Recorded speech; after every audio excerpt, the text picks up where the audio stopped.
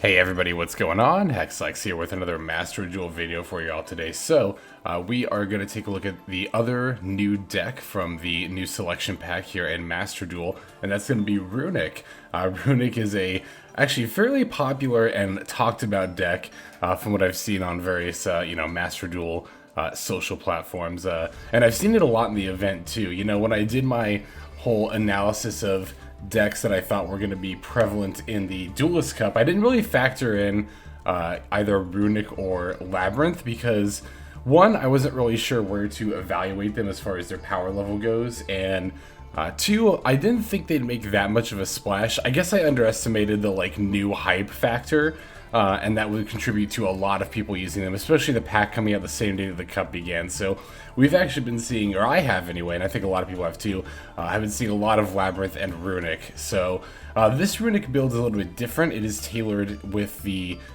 Duelist Cup meta kind of in mind a little bit, insofar as I chose to go with the Invoked package, partially because of all the mirror matches I anticipated facing. Before I talk about this a little bit, I do want to briefly get into, real quick, just want to let everyone know that I did launch my Patreon recently, and I did post a preview for this deck on that Patreon. So if you'd been subscribed, you could have seen it a little bit early, but not to fear, you can see other content early there as well as some exclusive games, some Q&As, and I've got more exclusive content planned over there in the future. It's just $5 a month. It's the price of one pack, and you get a lot more value than just a pack full of filler there.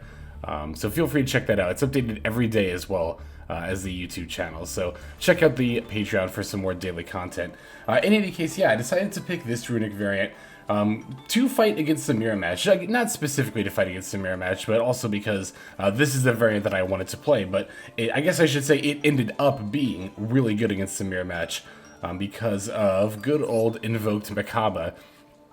This card's, pretty solid. It's one of the main reasons to play the Invoked package, although for this deck, we're actually more playing it for Caliga as a bit of a stall option. You'll notice this variant isn't playing any floodgates, no skill drains, rivalries goes in, there can only be one, the rock spirit thing, none of that here. So yeah, we're playing the Invoked package instead. Caliga is kind of our floodgate monster in that regard. Each player can only attempt to activate one monster effect per turn and can only attack with one monster during each battle phase. And of course, we have our, Runick Slumber that can protect the Caliga. So they only get one attack, you can protect it for that attack. They only get one effect. You can negate that effect with the freezing curses. So it's pretty easy to just completely shut your opponent down between your Runick spells and your Invoked Caliga. The Mechaba, though, as I was saying, can be particularly good against the mirror match because, we've got all these spell cards in our hand, and, we can negate their spell activations. You only get one per turn, but if you know the key moment to negate, usually when they're trying to drop their Runick Fountain or, maybe a tip to search for a fountain or something like that, then... Or not for a fountain, but search for. Well, sometimes they use this to search for a fountain if you negate this. But in any case, long story short, Mechaba, a well-timed Mechaba can be pretty good against the mirror match. Even making this turn 1 can be fine. And you might be wondering, well, okay, how are you going to know you're playing against the mirror match on turn 1? Well, it's actually not that difficult to know because we are, we're playing Runick. We're banishing the top cards of our opponent's deck. So we get a little preview of what our opponent's playing, and that information can actually be very valuable. It is definitely determinant in what, inboard we go on, particularly with Cyber Stein here. I am teching one copy of Cyber Stein. I've pulled this card forever ago from Legacy Packs, and I was like, I am going to look for a deck to use this in at some point, and this is actually finally the deck. My original build was actually playing Monster Gates, or not Monster Gates, Reasonings, instead of, I think Feather Duster, Lightning Storm, and... some amount of droplets. I think we were playing, a set of Reasonings, and I really like the ability to Reasoning into Cyber Stein. And if I was playing a more pure variant where Cyber Stein was the only monster in the deck, I'd probably consider playing Reasoning. However, I was hitting Aleister's just too often with it, and if Aleister got the Invocation Surge off a special summon, then I'd be totally down to play Reasoning. But alas, no such luck there. So. A couple of the extra deck cards are kind of left over from when I was playing Reasoning. Bagooska and Dugares. If you hit Reasoning into an Aleister and the normal and Aleister, you can try to go for one of those cards. But again, I just end up taking Reasoning out because I just wasn't a fan of it in this build. As far as how I feel about Runick's overall, like the deck, I think it's a cool deck. I definitely see why the engine is used with sprites, because it just generates so much advantage. And of course, Hugin being a level 12, you actually have something to do with her, other than just having her sit on the field there. Oh, in order to make Caliga, by the way, you would want to go, Aleister for Invocation, and then use one of your Runick spells to make Hugin, and then you can just sack Hugin off for Gravity Controller. That's a pretty easy way to make the Invoked Caliga turn 1 if that's what you're looking to do. Honestly, more often than not, though, the Aleister and the subsequent cards that search for Aleister, even though Magical Meltdown is at 3, we're only playing 2 copies, because obviously we have other field spells we want to be playing, but even though Aleister is like a made part of the deck as well, he honestly ends up being Ash, Valor, and Imperm bait more than anything else, because, it really sucks when your Hugin gets like Valored or Impermed or negated otherwise. Because Runick Fountain, this card is huge. Oh, and like I was saying, I see why this engine is so good in sprites, because it generates so much advantage. And, between the Runick Fountain and the Tip and the Hugin, it's so easy to get your card that generates advantage, the Fountain there. I don't know enough about sprites to know, like, how badly they want the battle phase. Like, that is a thing you have to consider if you're running this deck as an engine. The Runick engine is great, but it's pretty much for decks that don't need a battle phase, and a lot of decks do actually need a battle phase. Like, when you say need a battle phase, you might be thinking like, or when I say need a battle phase, you might be thinking like, decks with battle-based utility effects, like Gladiator Beast or something like that. But no, actually, more decks than you think need the battle phase, in that you need it to win, and skipping a battle phase is actually can be a pretty huge deal. I mean, it means the duel is going to go on like at least 1 or 2, well, technically 2, your opponent's turn and then your next turn. It's going to go on 2 turns longer. Basically, you're giving your opponent that much more time in order to get back ahead and win the duel. So, it's a good engine, but again, really only for things that, for decks that are not looking to utilize their battle phase, which I guess Sprite isn't, ? Again, I don't know enough about sprites. I haven't really played with them personally yet. I've been doing my research on builds and stuff. I don't know enough about the playstyle to know. I guess they don't need the battle phase that badly.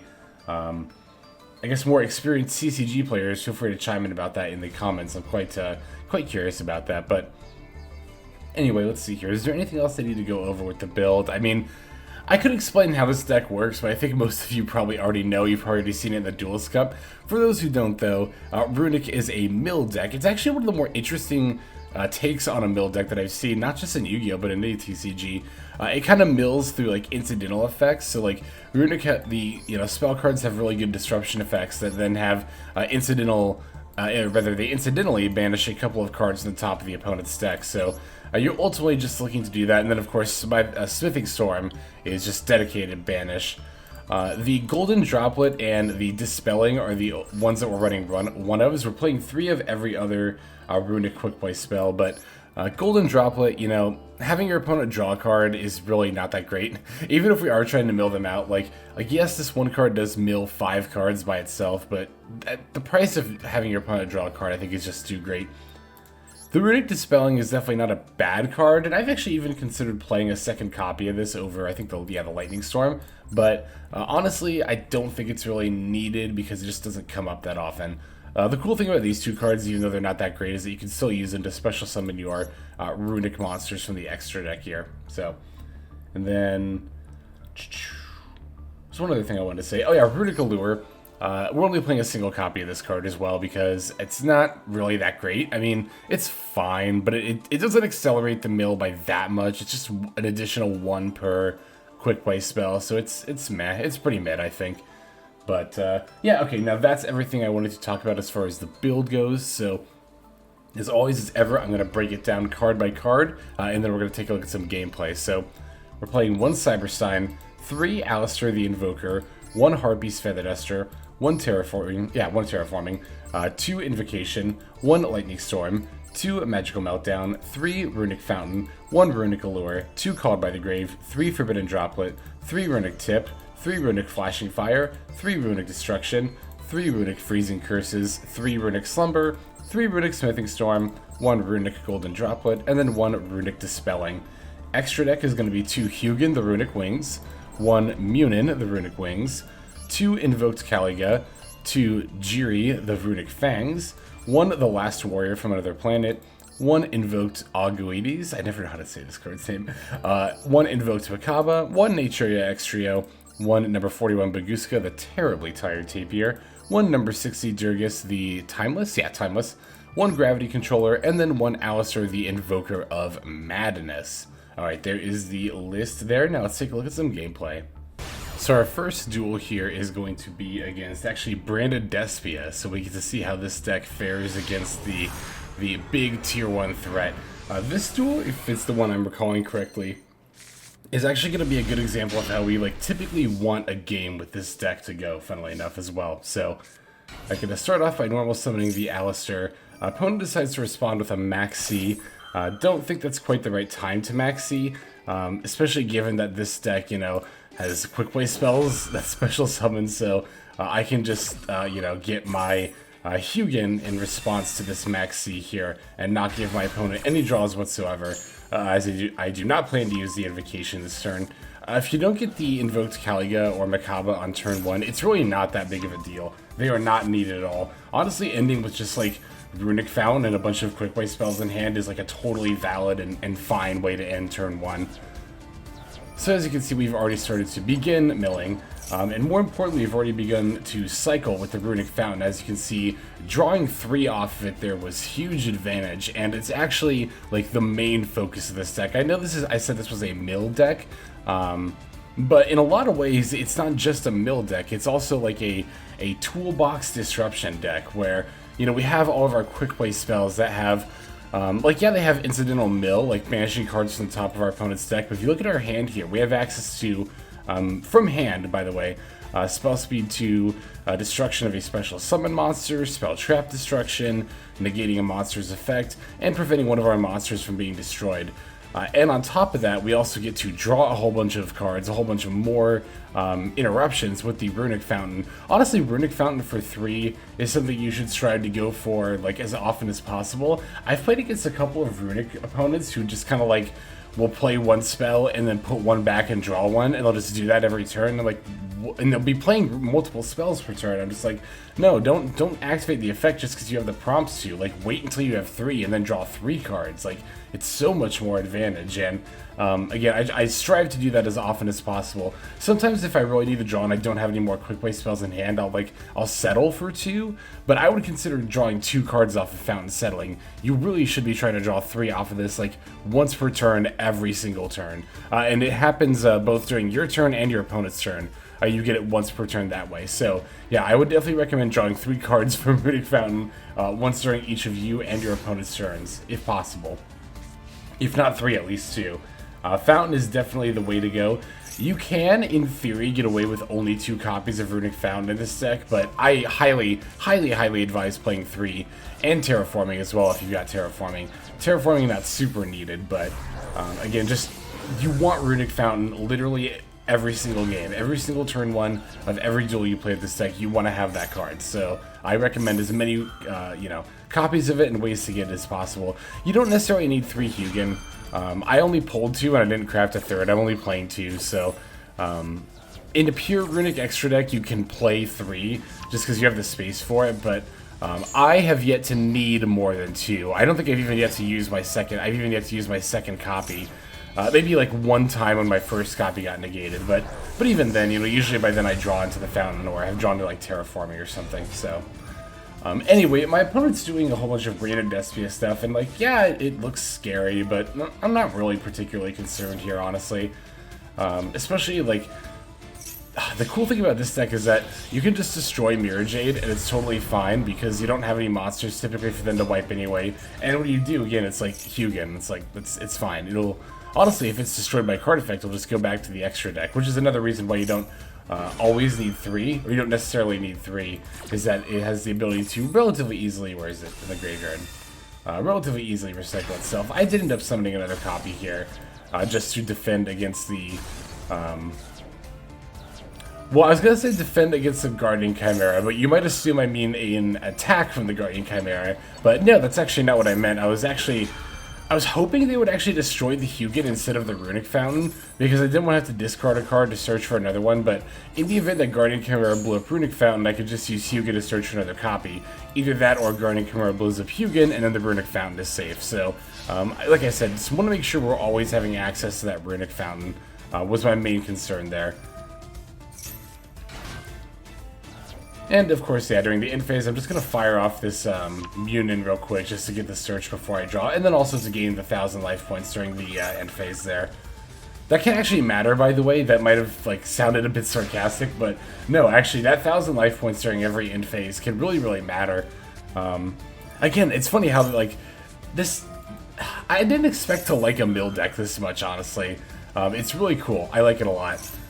Oh yeah, I want to get the Runick Destruction in here real quick because my opponent doesn't have any other spell or trap cards and I want to mill them for 4. I'm basically using Runick Destruction to mill 4, not even to blow up a spell or a trap card. But yeah, like I said, I did not expect to enjoy a mill deck as much as I'm enjoying this one. There's something, I don't know, again, I just think it's cool that it's not just straight up, the effects aren't just straight up mill, but they're actually tacked onto some incidental disruption as well.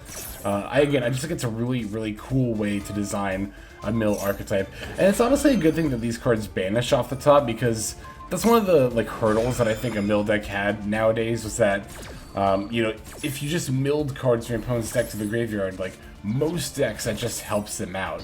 But you can't be like, you can't just print a spell card that says like banish the top 8 cards of your opponent's deck. I think that's a little too much, so I liked the way they did it here.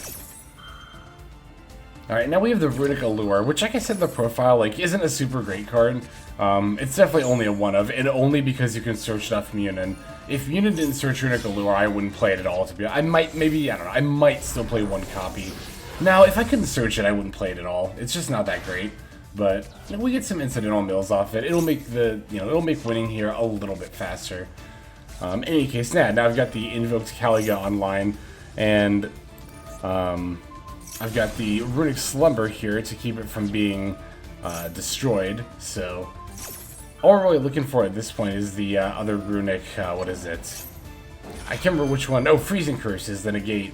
Yeah, if you've got Runick Slumber plus Freezing Curses plus Invoked Caliga, I mean, you can stop the one monster effect they get to attempt to activate, and then you also get to keep Caliga from being destroyed by the one attack they get to do per turn. So, and you know, with recycling into the deck with Runick Fountain and Runick Tip and all the draw cards you're doing, it's really not that hard to cycle into those cards each turn.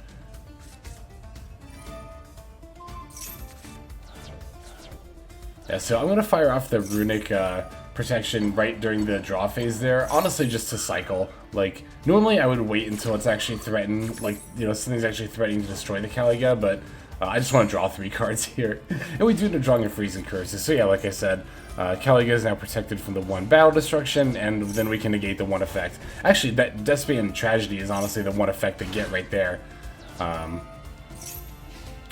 I should have used Runick Destruction to blow up the face down card. I don't really know why I bothered summoning that Runick monster. I think I misclicked there, honestly. That must have been it. I don't know. That was weird. But anyway. Yeah, even this Despia, what is it, Banishment? I'm not, whatever. It's branded Banishment, not Despia Banishment. Like, yeah, it's going to eat my Invoked Caliga, but, I mean, look at this. My opponent's deck is out at this point. That's probably why I didn't bother. Oh, no, that's actually why I didn't. That's actually why I summoned the Invoked monster there. That's right. This actually is something that's, like, kind of important. It's usually not that important because by this point you're about to win the game, but if your opponent has fewer cards in deck than your Runick cards can banish, then you actually don't get this effect, because you have to banish that many cards in addition to that effect. So I was actually trying to destroy the branded banishment they set there, but I wasn't able to because they didn't have 4 cards for you to banish. But like I said, it doesn't matter because we won by deck out. So that is definitely this deck is the first time that I've won by deck out in Master Duel. And funnily enough, like I said, it is actually the main win con of this deck. So again, that's a pretty typical, honestly, a pretty typical Runick game right there. That's a pretty ideal Runick game. We were able to stall our opponent out with relative ease and banish their deck very efficiently there. So there's that game. Let's go ahead and move on to the next one. So this time, we do have another game against Branded Despia, by the way, but this time we're going second, which is not really ideal for this deck. This is very, very, very much a first turn deck.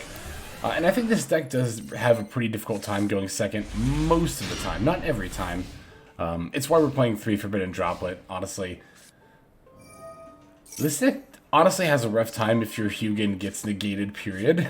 And you just don't have access to Runick Fountain. But especially if your Hugin gets negated, because that discard for Hugin is a cost. So, you know, if that gets negated, you're not only, you don't have a Runick Fountain, but you're also down 1 additional card. And it tends to be really hard to win from there. It's a pretty uphill fight. That is the thing about this deck, it kind of needs to hit the ground running in order to do very well. That's why it has a hard time going second as well, because if you can't get a solid, like if your opponent has a really solid footing, and if they have like any amount of negates, again, you're just going to have a really, really hard time getting started. Which is, once again, why Forbidden Droplet is so important. That, and of course, Droplet being... Well, Droplet being a quick play spell doesn't really matter for anything except for Runick Allure, which is an extremely minor benefit, so... I've thought about maybe trying to squeeze in, because I'm always trying to play hand traps, because I hate going second in Master Duel. I mean, I don't think most people don't enjoy going second, but I hate going second so much. That's why I always play hand traps. That's why I played so many hand traps in my Labyrinth deck, too, is because, like, you know, I'm always thinking about, like, okay, but what if I go second? Is the thought I always have when I'm playing Master Duel, but yeah, this deck, honestly, it's not even just a matter of not needing them. They're really just not ideal for this deck. You want to be drawing as many of the Runick quick play spell cards as possible in order to load your graveyard up for the Runick Fountain there. So it's definitely ideal to not play too many hand traps in this deck. Again, Forbidden Droplet is fine because we need it for going second. We're playing Augoeides as well, not just because it's a quick play spell for Runick Allure, but also for Ash Blossoms and Veilers. Definitely important. And you know, we can't play Crossout because then we'd have to play Ash Blossoms and Veilers, which again, I hemmed and hawed about whether I wanted to do that for a little bit, but I was like, no. I can't really justify it for this deck. So yeah, my opponent's going to get a lot of advantage off of their Despia play, but fortunately we do have the Droplet to stop the Guardian Chimera, which is going to be the main source of a lot of that advantage. So, yeah, they're going to get a Mirror Jade back and they're going to search off the Tragedy, but at the very least they don't get the multiple draws off the Guardian Chimera. Like, I don't even care about my Runick Allure getting destroyed. That's not at all why I Dropleted. It was definitely to prevent 2 draws here. Easily to prevent 2 draws here. But yeah, now I'll go ahead and throw out the Runick Flashing Fire with the Fountain. That'll let me... Actually, did I try to destroy the Guardian Chimera while they had a Polymerization engraved? I'm trying to figure out why nothing happened there. I think that is what happened, but... yeah, I'm mostly doing it for the 3 draws. I'm definitely going to blow up their back row, though, while I'm at it and get more Banishing in. We see we've already got half their deck down, so that's nice. I'd like to Cyber Stein for a Last Warrior for another planet here in a perfect world. That's what would have happened there, blowing up the field, and neither of us can summon monsters. But alas, the opponent had the Mirror Jade, and we didn't have a way to negate it, so no Last Warrior for us. If you're wondering what to summon off of Cyber Stein, by the way, it kind of depends on what your board state looks like. If you've got the Invoked Caliga online, then you definitely want to drop an Naturia Extrio next to it. And then if you're playing against like a Mirror Match or another I hesitate to say Labyrinth because the Lovely Lady can run over this. Like, they do have outs to this that aren't spell and trap cards. It very much depends on the scenario. Honestly, most of the time, especially like blind going first, if you don't know what your opponent's playing, and if you don't have anything else on board, you just want to go for Last Warrior from another planet. That's going to stop the vast majority of decks in their tracks, like, from being able to do anything. But again, if it's like, if you know it's the Mirror, or in certain scenarios against Labyrinth, or against certain other very, very spell trap focused decks, then you can Cyber Stein for Naturia Extrio. Or if you've already got the Invoked Caliga on the board, then you want to drop an Extrio alongside it. So our opponent's board looks really, really scary, and it is, but mostly because of how bad my hand is. Drawing the Magical Meltdown and Called By were both pretty rough draws. This is actually why I said I don't want to play too many hand traps in this deck, is because, like, even just drawing Magical Meltdown and Called By here is enough to show that, like, you know, yikes, that was not very good to not draw non-Runick cards there. So Thanks to our destruction effects, we do get to survive the turn, and then our opponent concedes. This was a very early concede from Key Fitness because, as I was saying, and as you saw, my hand is pretty terrible there, and I think I can't check my graveyard anymore, unfortunately, but if I recall correctly, those were like my last 3 Runick cards that I put back, so I was very much like in top deck mode, but my opponent just kind of, I guess, got frustrated and then decided to concede after I didn't even fully break the board. Like you see my hand here, I was kind of screwed. I mean, okay, I could have like gone for invoked stuff, like I could have played the Magical Meltdown, but then I would have had to destroy my own Runick Fountain, so if I top deck a Runick spell card, like Runick Tip would have been the ideal top deck there, because then I could have played Runick Tip, search for the one that destroys a special summon monster, blow up a monster, Runick Fountain for 2, then it would very much depend on what I draw, but more than likely I'd have to play Magical Meltdown over the Runick Fountain, and then go for an Augoeides to get rid of the rest of their board there. That's a best case scenario. In a worst case scenario where I draw like another dead card, I'd probably just have to play Magical Meltdown and go for Invoked Augoeides, but like without the extra draws or searches and then getting rid of my Runick Fountain. Long story short, and I've talked about this a lot, my opponent definitely conceded too early, and you should definitely be wary of conceding too early, even if you feel frustrated. Like, you never know, the odds could be more in your favor than you know, like they were for my opponent here. But in any case, let's go ahead and just move on to the next duel. Okay, this one here is going to be against Sky Striker there, so let's see what we got. I think I go second again here. No, I go first, my bad. Alright, so this is a pretty good opening hand. We did open the Runick Fountain, so that's nice. I'm going to start with the Aleister, and that does draw the Cyframe Gear Gamma. Although because I have the Fountain, I actually don't need a Hugin, so this time I actually did want the Aleister to resolve, but it's not that big of a deal if it gets negated. But this goes to further show of why I like having Aleister in the deck again. Even if I'm not getting the Invoked Caliga online on turn 1, that's totally fine if Aleister can eat a negation there. Here I just decided to go for Hugin anyway, because I didn't really want to discard either the Droplet or the Flashing Fire for a Runick Allure. I didn't think that was worth it. And obviously we can't ever get rid of the Fountain. Honestly, Hugin for Fountain there was... discarding Fountain for Fountain was risky. Because my opponent dropped a Gamma, they still could have easily had, like, Valor or Ash Blossom there. And I would have been very, very sad having just discarded my Fountain if my Hugin got negated. So... yeah, that was a bit of a risky play. I maybe shouldn't have done that, but it was still worth it, I think, to get... I should just summon Hugin but not activate the effect, honestly. Because you definitely still want the Hugin for the protection there. I could have also, I guess, summoned the Munin but not gotten the protection as well. In any case here, yeah, my opponent's going to go for the Geri, but fortunately I've got the Freezing Curses, so no additional engage for the opponent there. Looks like we hit a Draco back, by the way, with the random discard off of, what is this one? Dispelling there. My opponent's got quite the chain link going, but I'm not really concerned by it at all. Like, they can banish my Aleister and steal it, that's fine, I don't care. They can summon Raz, again, that's fine, I don't care. And I'm definitely going to be drawing 2 cards off of this Runick Fountain, because I only have the 2 in the grave. Again, if I'd actually had a third one to activate, then I definitely would have saved it for that. And again, you can see how drawing 2 non-Runick cards here does really hurt. I also should have set this Droplet, by the way. That was definitely a misplay on my part, to have not set Droplet there. Yeah, so here they're going to go for the Zeke and then the Dark. And then, if I recall correctly, they battle? Yeah, they battled and then went for access code. I'm not really sure why. I think they would have done more damage with the access code? Yeah, they would have done more damage with the access code. Like, it would have been that much more. It would have been 950 more damage. Yeah, because they would have left me at 3,700 if they'd attacked me with access code. But they do blow up the Runick Fountain, which is annoying, but not the end of the world by any means. Because I did happen to get another Runick spell here. And any Runick spell can go for a Hugin, and Hugin can go for another Runick Fountain there. So, easy enough. Gonna summon an Aleister. I got another one here. This one is gonna resolve. My opponent's only got 1 card in hand. Now I can Invocation. And I'm just gonna fuse the Hugin with the Aleister in my grave to go for Invoked Augoeides.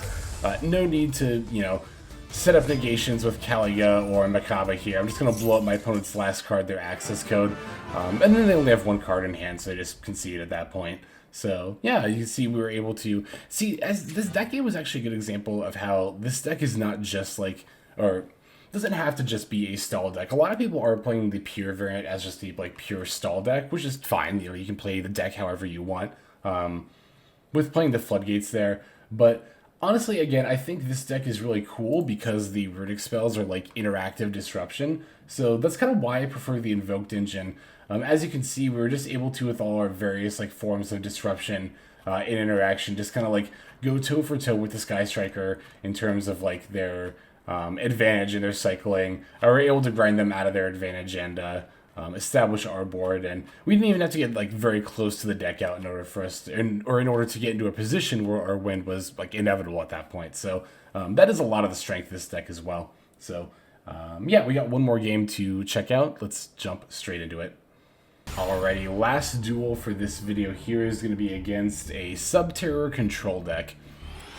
It's definitely one of my least favorite matchups. Subterror Control might be my actual least favorite deck to play against right now.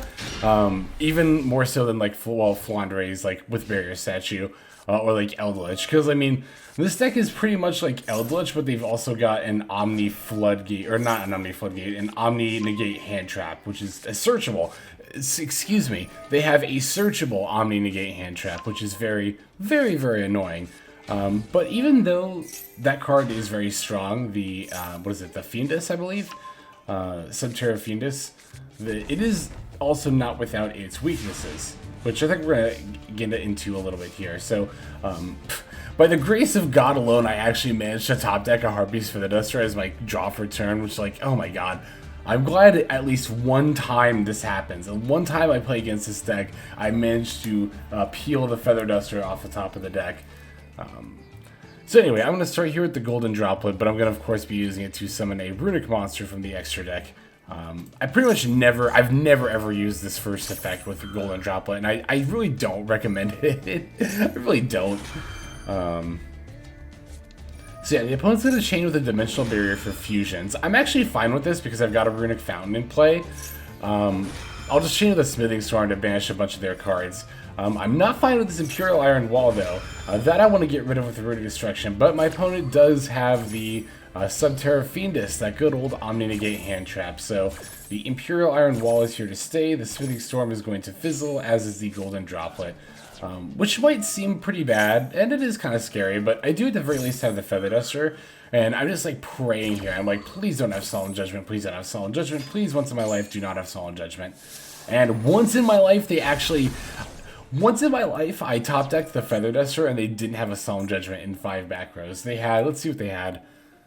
Grave of Super Ancient Organism, the Imperial Iron Wall we knew about, the Shadow Imprisoning Mirror. Oh, and then yeah, we knew about the other ones there. So I don't know, this is kind of why I say, like, I've said before, if you're going to play, like, hate stuff, and this Floodgates is included in that, like, I would advise playing against, or playing super specific ones.